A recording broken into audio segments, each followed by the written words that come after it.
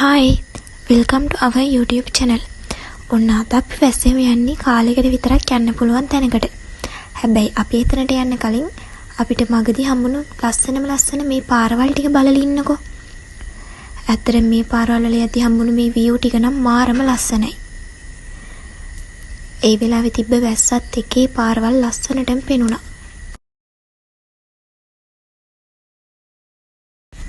අපි මේ යන්නේ ගාල්ල අකුරැස්ස පාරේ. අකුරැස්ස පාරෙන් අපි මේ හැරෙව්වේ දෙනියාය පාරට.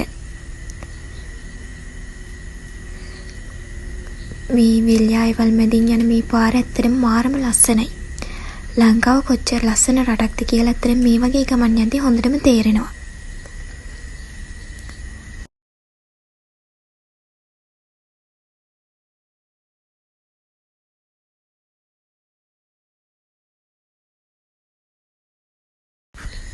මෙන්න මේ අමුතුම හැඩයකට තියෙන කඳු පන්තියක් වුණෙත් අපිට දෙනියාය පාරේදී.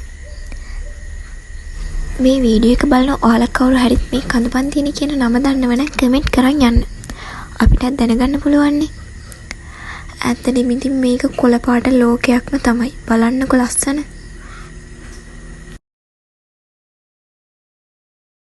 ඔන්න දැන් නම් අපි එතනට ළඟයි.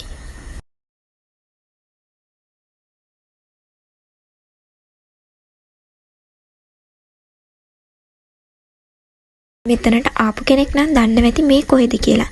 මේ තමයි හිනිදුම තියෙන කල්වරි දේවස්ථානය. මෙතනට ගොඩක් එන්නේ නම් ක්‍රිස්තියානි අය තමයි. මෙතන විවෘත වෙන්නේ අවුරුදු එක්තරා කාලයකදී විතරයි. දැන් ඒ වන්දනා කාලේ නෙවෙයි හින්දා මෙතන ඇත්තටම සෙනඟ නැහැ කවුරුත්ම. අපි මේ පාලමෙන් එහා පැත්තට ගිහින් එහා පැත්තේ තියෙන කල්වරි දේවස්ථානය මොන වගේද කියලා බලමු.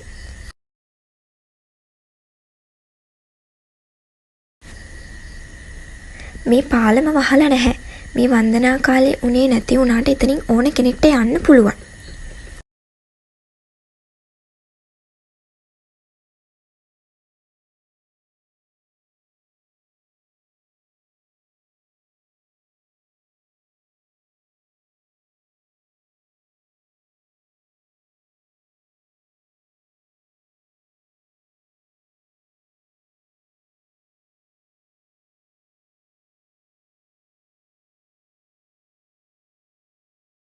අල්ලෙහායින් ලොකු ගඟක් ගලාගෙන යනවා. අපි මේ පාලමෙන් එගොඩ වෙලා එහා පැත්තට යන්න ඕන. අපි කිහිප වෙලාවෙ කීප දෙනෙක් හිටියා මං හිතන්නේ ගමේ අය වෙන්න ඕන.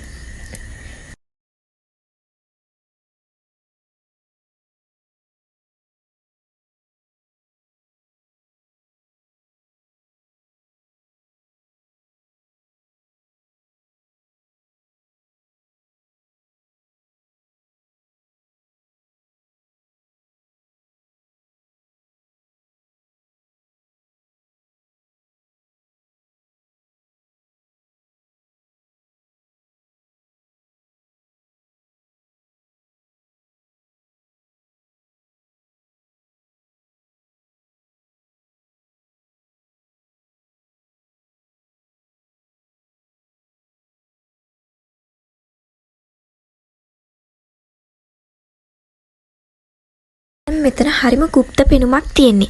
වන්දනා කාලයේ නෙවෙයි හින්දා අතුගාල එහෙමත් නැහැ. ඒ වගේම මේ ගේට්ටුවත් ලොක් කරලා තියෙන්නේ. මම නම් මෙතෙන්ට ඇත්තටම මාරම ආස වුණා. මොකද මම මේ গুপ্ত පෙනුමට හරිම කැමතියි. ඔයාලත් බලන්නකෝ එතන.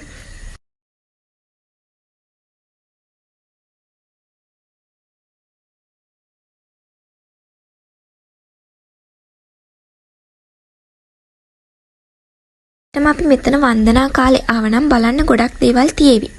හැබැයි අපි ආවේ අවාරේ නිසා මෙතන බලන්න දේවල් ඒ තරමට නැහැ. ගේට්ටුවත් ලොක් කරලා තමයි තියෙන්නේ. හැබැයි මෙතන গুপ্ত පෙනුම නම් ඇත්තටම මාරම ලස්සනයි. ලස්සනයි කියන්නේ ඒකට මම නම් හරිම කැමතියි. ඔයාලත් මේ පාරේ යනවා නම් මෙතෙන්ට ඇවිත් බලන්න.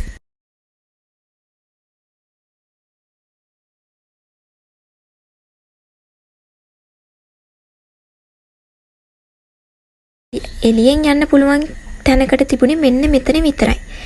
යදුම උයන කියලා තමයි එතන ගහලා තිබ්බේ.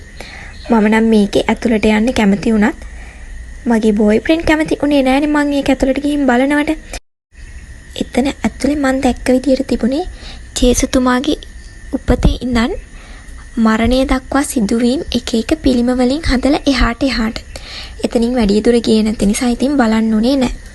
ඔන්න ඉතින් ඊට පස්සේ අපි ආපහු පාර්ලිමේන්තුවෙන් නැගලා මෙන්න මේ විදිහට යන්න ආවා. හැබැයි ඉතින් මේ වන්දනා කාලේ නොවුනත් එතන ඉතින් මාරම ලස්සන තැනක්. ඔයාලත් හිනිදුම උඩුගම පැත්තට එනවනම් මෙතෙන් ඇවිත් යන්න අමතක කරන්න එපා. එහෙනම් අලුත් වීඩියෝ එකකින් හම්බෙමු. බයි.